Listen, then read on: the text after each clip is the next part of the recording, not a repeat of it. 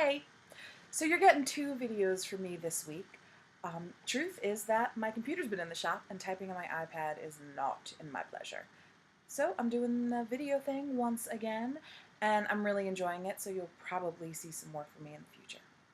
So today I want to talk to you about your story. So I want just to get on the same page with what I mean when we talk about your story. I don't necessarily mean the facts of your life, the things that have happened, the concrete physical world realities. What I mean when I talk about your story and your stories are the amalgam of beliefs you've created based on what you've experienced. Um, the running dialogue in your head about yourself. That's all your story. So I have permission to share this little anecdote that a client shared with me recently in session because I think it really illustrates the story. So she shared that when she was in elementary school, a friend had suddenly stopped wanting to play with her, and just really heart-wrenching for her, decided all of these things about herself, that she wasn't worthy, she wasn't pretty, something must be wrong with her. And, fast forward 20 years, she reconnected with this woman that she felt rejected by, and really got to hear from her perspective what happened and all the horrible turmoil that was going on in this person's life and at home, and how shutting down was her saving grace. It's like we can't dispute the fact that they were no longer friends, that they were no longer playing together. That's the fact of the physical world reality of what happened. But it's more than that. The story is what she created about herself. And it was so freeing to realize how wrong she was. So to me, that's a good illustration. But what I really want to talk to you about is the concept of letting go of your story. So I used to be a really big proponent of changing the story. I think, well, if I'm going to tell myself a story, at least let me tell a good one, which I think is true. If I'm going to tell the story, it's going to be a damn good story. I'm going to win. It's going to be fantastic. But what I've realized is that a story is a story is a story, and that there's limitations in the story. Any story I tell myself places limits on what I'm capable of, places limits on what's possible. And I find that even when I tell myself a really fantastic story, it still opens up room for doubt. It's like, I used to be a therapist and I worked with teenage girls. And I remember talking to parents and the staff sometimes. And we'd be talking about power struggles. And I would say, if you open up room for negotiation, they're going to negotiate. It's what they do. So if we're not really firm and clear as the adult, they're going to win because they've got more energy, they've got more power, they have much more in it. And I kind of feel that way about stories. Like when I'm willing to tell any story, I'm willing to open up, like to tell a really good story, I'm also willing to open up the door to other stories. Because it's like, well, it's a story, and part of me knows it's not real. Part of me knows that it's not the absolute amazing electric truth of who I am. And so even if it's an incredible story about how amazing I am and what a fucking rock star I am, I'm opening up the door to other stories. So I stopped doing that. When I became aware of a story, I just started to see what it was like to love the part of me that was telling the story and not put a new one in its place. To open up to the possibilities. Because without a story, there's no limit. It's wide open. And I think it's really easy to see when we talk about our inner critic. So we've got this voice inside of our heads, and it's got a lot to say. And usually it has a lot of unpleasant things to say. And my old strategy, and I know a lot of people's strategy, is we're going to work with this part and I'm going to change the story. It's going to say loving and nice things. I'm going to fill my head with loving and nice things that this part of me is going to say. And what that did in my experience was it created a subtle inner war. It told the inner critic that what it was saying wasn't good, it wasn't valuable, it wasn't okay enough. And so I had to constantly push this other story into place. It was a constant push. But when I switched to the work that I do now, when I really came to an experience of loving, it was different. I could love this part of me.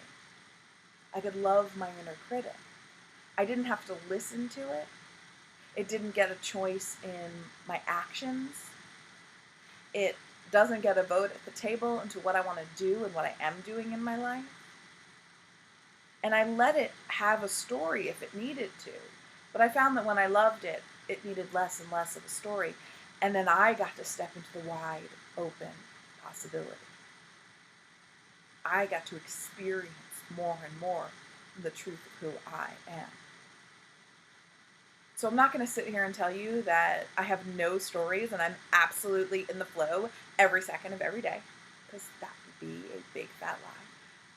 But I would say more and more in my life, when I'm aware of a story and I can connect to it and I can love it, I just do that. There's no war. There's no fighting. It's simply love. So would you like to do an experiment with me now? An experiment of letting go of your story. I want you to find and just become aware in your consciousness of that critical voice. We've all had an experience in our life of a critical voice.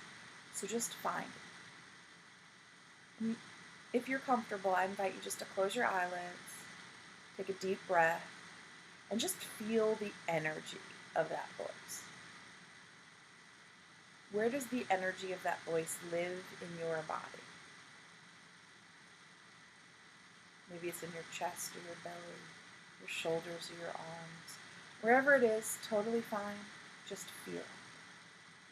And then in your mind's eye, allow the energy to take shape. What does it look like? Just allow an image to come forward. You don't have to force it, and it doesn't have to make any sense at all. Sometimes it's better when it doesn't. Just let the image come forward. And when you see it, I'm going to invite you to do something that might be a little uncomfortable. I'm going to invite you to ask the image if there's anything that it wants to say. And I want you to listen without speaking. I just want you to listen. I like to think of these parts of ourselves as little kids, and I think we've all been around little kids or been little kids ourselves, where we're trying to get something out. They're trying to say something, and they keep hearing shh, shh. So they're constantly talking, but they're not actually saying anything. That's what these parts are. They're not saying what they need to say because they're constantly getting shushed. So right now, just listen. If you need to pause this, then pause it. Just listen. What does it have to say to you? And when you're ready, this is where you get to drop the story. This is where you get to look at this part of you, and love it. I like to imagine I could hold it in my hands and just radiate love to it. And I'll just say, I love you, I love you. I invite you to stay away from words like I love you because, or I love you for. Just I love you, just as it is, without having to do or be anything different, just as it is. And when you feel complete in that, take a moment to notice. Notice the energy. Notice the image. Has anything shifted? This is the process of letting go of your story. So the moment you choose to love, you become the lover. You become this electric, amazing, incredible being who can love. And you can let the energy of that flow through you. And what it does is bring you right back into the truth of who you are. And who you are is infinite and creative and wild and whole. And it doesn't have a story. It doesn't place limits on who it is. You know, this work is not about erasing every single story you've got going on. Some work for us. You know, I think our egos are amazing and we really wouldn't be able to live in the world without them. We need the structure. But some of the stories that we tell ourselves, a lot of the stories that we tell ourselves, they don't serve us. They limit us. Or rather, they don't serve the most authentic, electric us. They serve to keep us small. They serve old patterns. They serve. But they don't necessarily serve in the way that we desire to stretch into. So I dare you to stop recreating stories. I dare you to stop even telling yourself good ones in the place of bad ones. I dare you to step into what it's like to live beyond the story. It's pretty damn fun. Well, that's all I got for you today. You have a fabulous week. I'll be back with some words next week. And I'd love, love, love to hear your thoughts on story. So feel free to comment here or on the Facebook page or shoot me an email at joanna@joannarothman.com. Talk to you soon. Bye.